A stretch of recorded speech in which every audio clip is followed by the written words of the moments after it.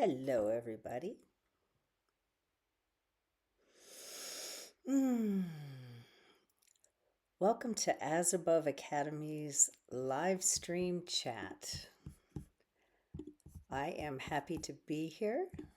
My name is Eileen Workman, and I am hosting today's contemplative grounding and exploration of whatever comes to mind. I haven't quite decided yet what's alive in me, but I will be sharing it momentarily. If you're here and you want to say hi, feel free to post something in the chat. Let me know that you're here and with me. Otherwise, I am going to take a few deep breaths.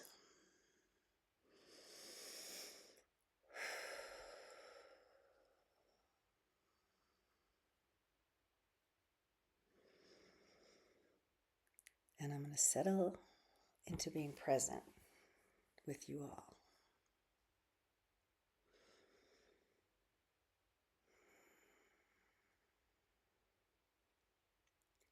Hello, imagists. Oh, George, my friend George Laudermoser. Welcome, George. It's good to see you. I'm so glad you showed up.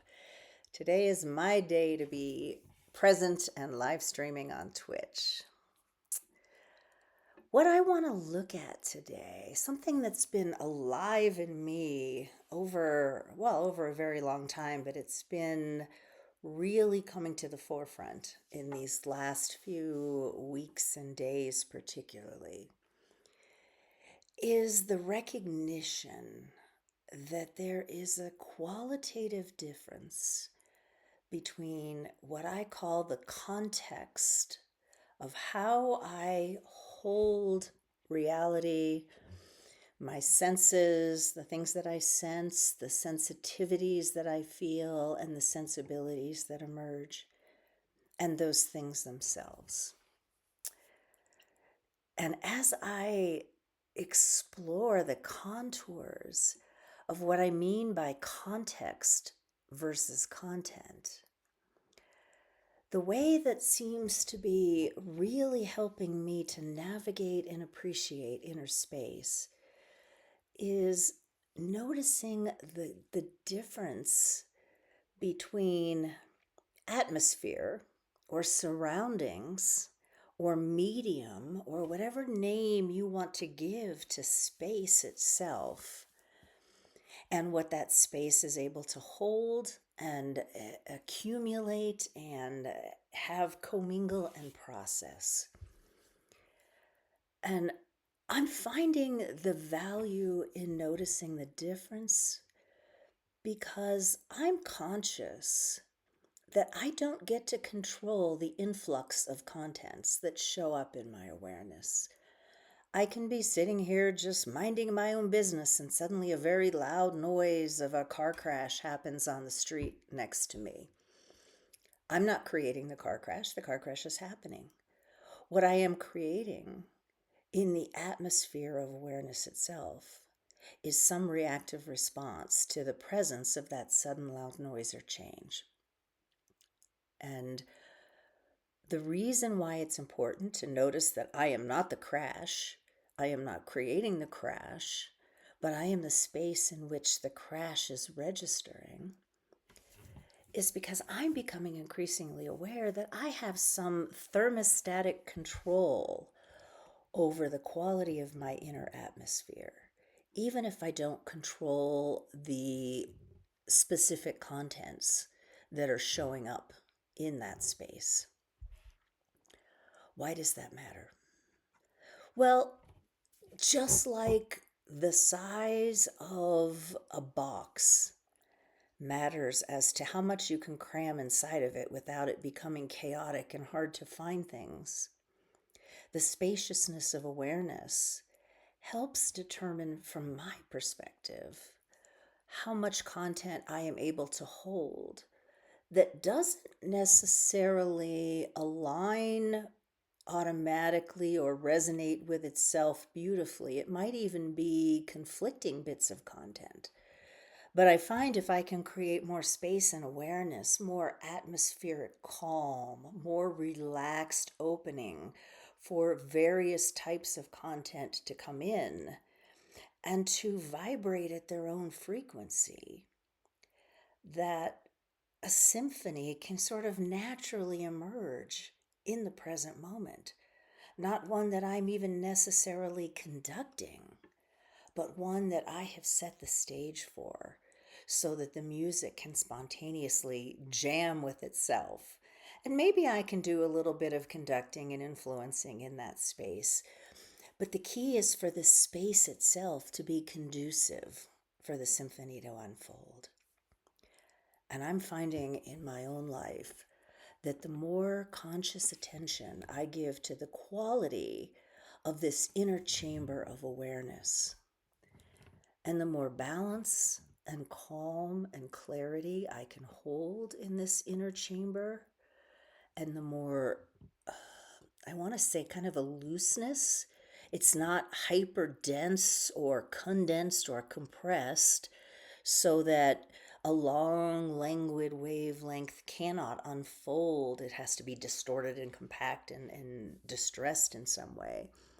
I want to hold space for the long, languid wavelengths as well as the vertical, very high up and down, excitable wavelengths that are compressed tightly, but that have high vertical and up and down dimensionality.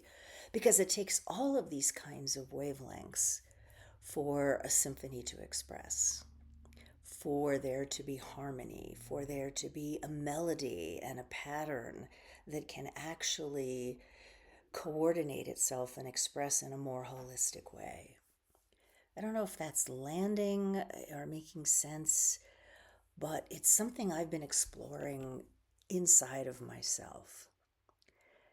And I think what I'm noticing is when I get hyper focused, particularly on my sense of myself, so self-conscious.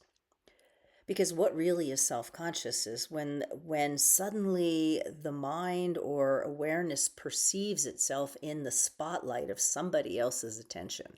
That's when we get self-conscious. Somebody is looking at us, and we may or may not be comfortable with what they're seeing. Nietzsche actually spoke about this. He described the difference between self-consciousness and observer consciousness as someone kneeling in front of a keyhole, looking through the keyhole into a room, being observer consciousness. And because the door is between yourself and the space, and only that little keyhole is what you're looking through, when you get immersed in the activity of the room, you are totally lost in the observer experience. You're not even conscious of yourself behind the door looking through the keyhole. You're simply observing what's happening in the room. That's pure observer consciousness. What is self-consciousness? Self-consciousness occurs when you are in that space and suddenly somebody comes around the hallway and sees you kneeling in front of another person's door, peering through the keyhole. And you have been now captured in someone else's observational awareness. And that moment can feel extraordinarily uncomfortable. Like, oh, how do I describe, explain, and defend why I'm kneeling on the ground looking through somebody else's keyhole? And you may have to abandon your observation of the keyhole and rush to explain yourself or justify yourself or put the other person at ease. Or you can just be relaxed and kind of playful and like, oh, you caught me. I mean, you have all different ways to react to being observed by another person. But the question is always, am I being observed or am I the observer? And when I'm the observer, I can lose myself in the observation and I'm not conscious of being observed. When I am self-conscious and I am aware of being observed, I lose sight of what else there is to be observed because I'm very busy making sure that I'm being observed in the way I want to be seen. So this was Nietzsche's understanding of how we differentiate between self-consciousness and observer consciousness, or what I would call self-awareness. I think self-awareness is actually what's in between being lost in the observer world where there is no sense of self, or being so fully self-conscious that one's lost the capacity for observation because one is busy defending and validating or presenting oneself to be seen in a certain way. Self-awareness seems to bridge that divide, at least in me, and that when I am self-aware, I am conscious that I am being observed by other sentient beings, but I am also maintaining the capacity to observe them at the same time.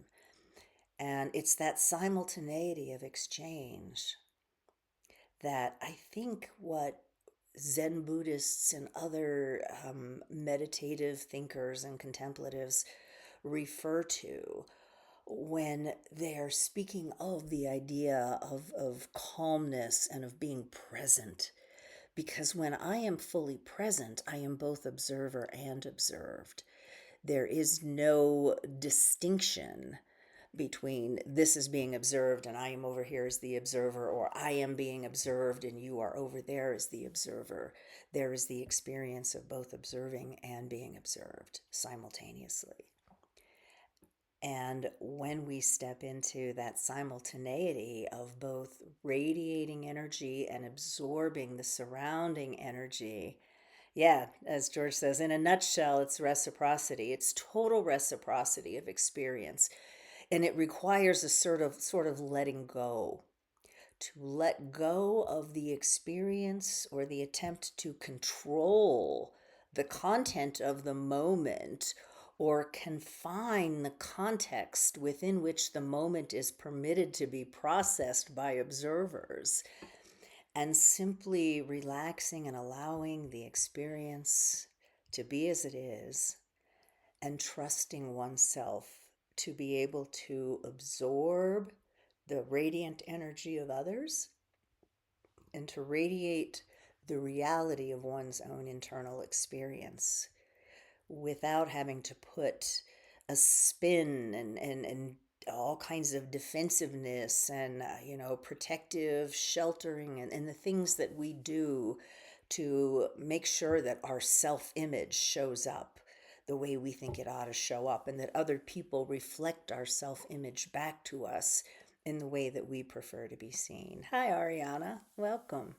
I'm continuing a conversation that you and I have had off and on here for the last days and weeks about the difference between atmospheric content or context and internal or conceptual content.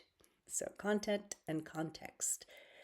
And I'm not asking myself to choose between or prioritize what is more important, the contents that I curate or the context within which they are curated. For me, it's a both and the exploration is finding dynamic balance. And one of the metaphors that I shared with dear friend Ariana earlier today was the way that I'm starting to experience this differentiation, this distinction, is I think of it like an infinity symbol. So it has that little swirling thing going on, but I put it in 3 dimensions and then I kind of flip it so that it can flip in all different directions. So it's like 2 large bubbles with a tiny little portal in between. And I think that could be described in many ways as a double torus. The energy of like a spiral dynamic that goes around in, 360 degrees twice, so 720 degrees around that little connection point. And there's something above and there's something below. As Above Academy, it refers to this. And in my experience, there is this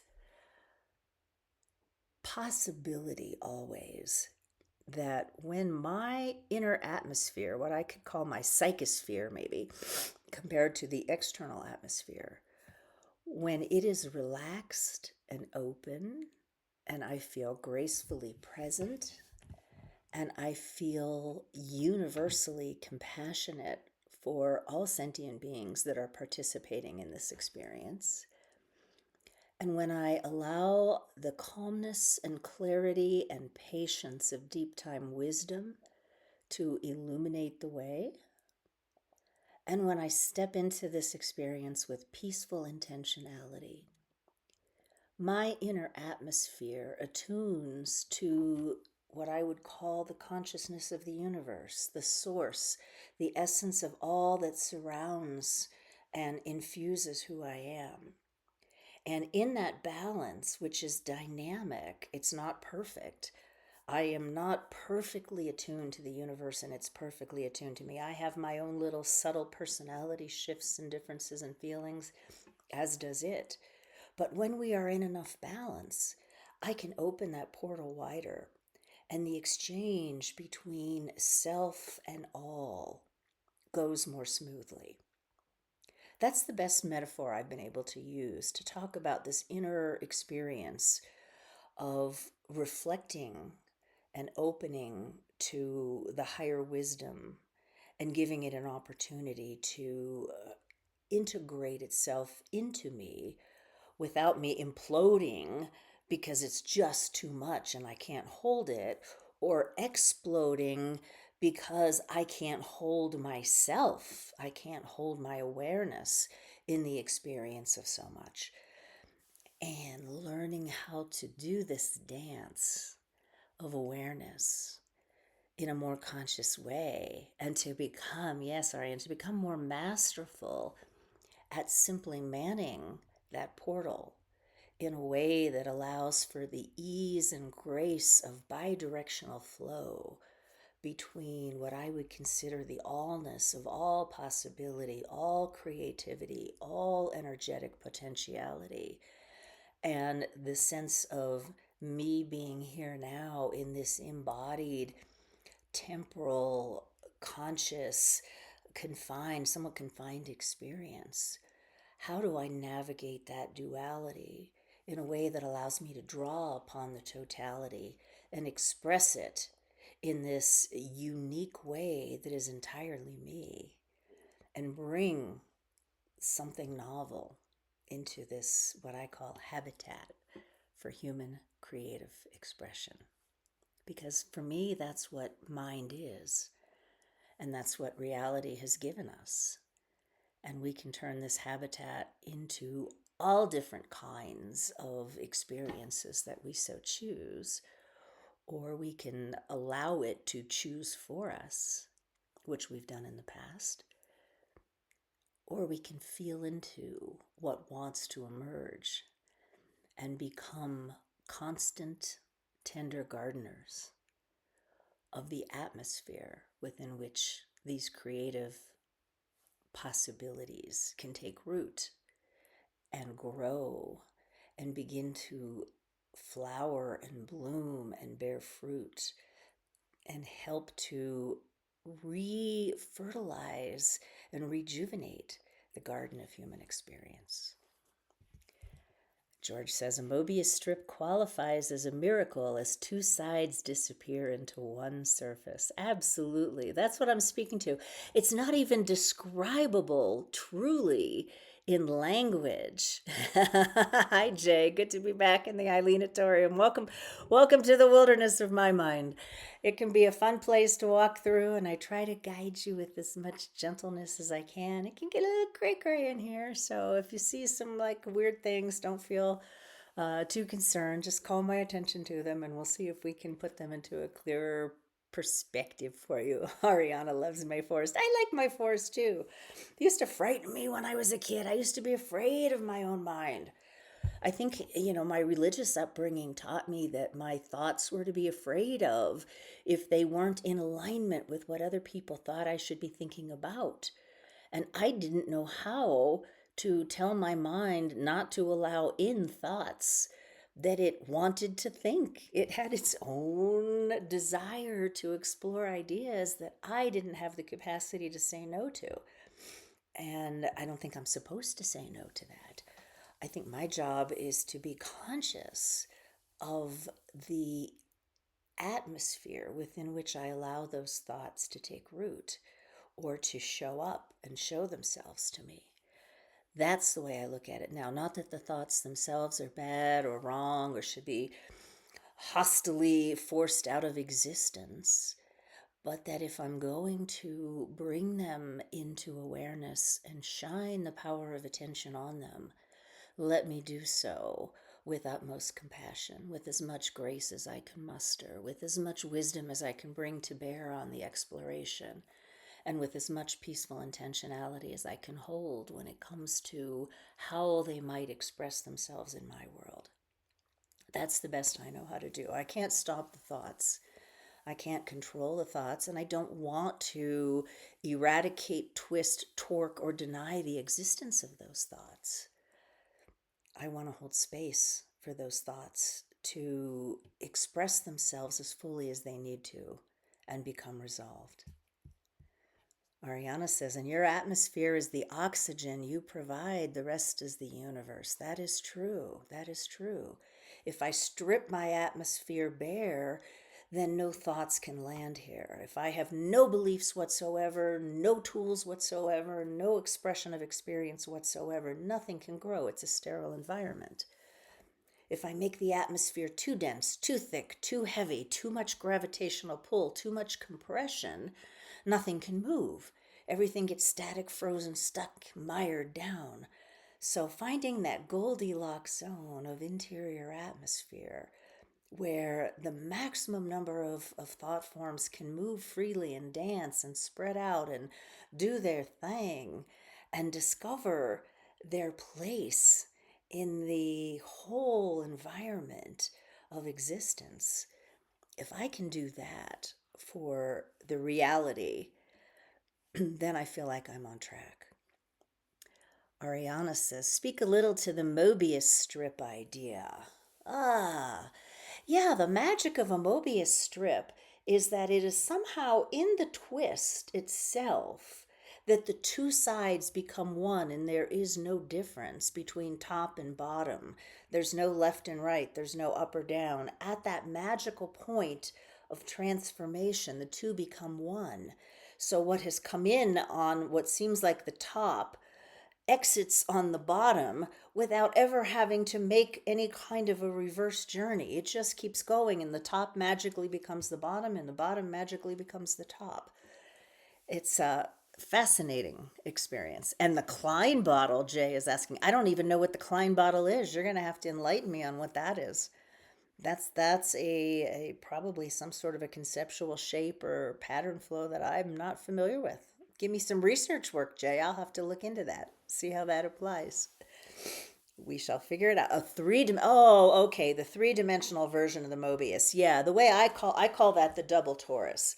And if you've ever looked at how an electron moves around the nucleus of an atom, it's this thing. It's a 720-degree spin that goes like this. And so everything moves, but the top it's always like that. And so that 720, you can take a teacup and you can do that and it'll move 300 or 720 degrees. That's the rotation of a double torus. It goes up, it rotates around in 360 degrees, goes down, rotates in another 360 degrees, and comes back out the top again. That is the pattern of an electron around a nucleus, 720 degrees. We have what we think in this reality is 360 degrees of access. When we find that balance between the totality of reality and the uniqueness of ourselves, we gain access to 720 degrees. And and yes, Ariana, that's what 5D is, because a 3D perspective would be the flat Mobius strip, where all we see is a paper strip that magically makes a turn and we don't know how.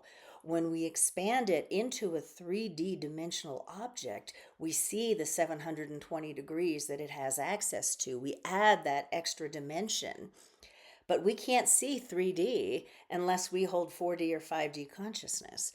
So, because it has to be fully contained. Sort of like if you have 3D consciousness, you can see lines and you can see planes and you can see points, but you don't see the dimensionality from both inside and outside. 4D consciousness, you can see 3D dimensionality. 5D consciousness, inside and outside, the 720 degrees become available to you. So, yes, I think not only would it look like 720 degrees to live in 5D, it would feel like 720 degrees in 5D, where you can have the fullness of the positive pole and the negative pole, or the left and the right, or the up and the down. And they're not frozen in hierarchy because you can move seamlessly through them all. And where you choose to land consciously, mindfully, lovingly in the moment, hopefully lovingly, determines the quality of the expressiveness that you bring to that particular moment. Jay says, I live in a tesseract. I don't know what I live in, but it's fun. It's fun. And I see that we're now coming to the close of our exploration. I thank you all for walking through this particular 720-degree exploration of thinking and the experience of holding thought simultaneously. And hopefully, it will stimulate some opportunity for curiosity and wonder in your own world as you notice your own inner atmosphere and what quality of inner atmosphere most supports you in being able to comfortably receive and fully and holistically and synergistically curate the information, the contents that enter this beautiful field of awareness, whose atmosphere is your responsibility, your accountability. You have influence over it. Empower yourself to know that, to play with it, and to discover your own optimum atmosphere of inner awareness. Thank you for joining me here at the As Above Academy live stream, and I hope to see you all tomorrow with whomever is broadcasting tomorrow and every day this week. If anybody else has any more questions or comments to share, yes, George says a Mobius strip can only exist as a 3D object, which miraculously turns a plane into a spatial object. Yes. And Jay Quiverton Gatsby, 3, 2, 1. Off we go. Blast off into the 720-degree stratosphere of existence. Have a beautiful 5-dimensional day. Thanks for playing.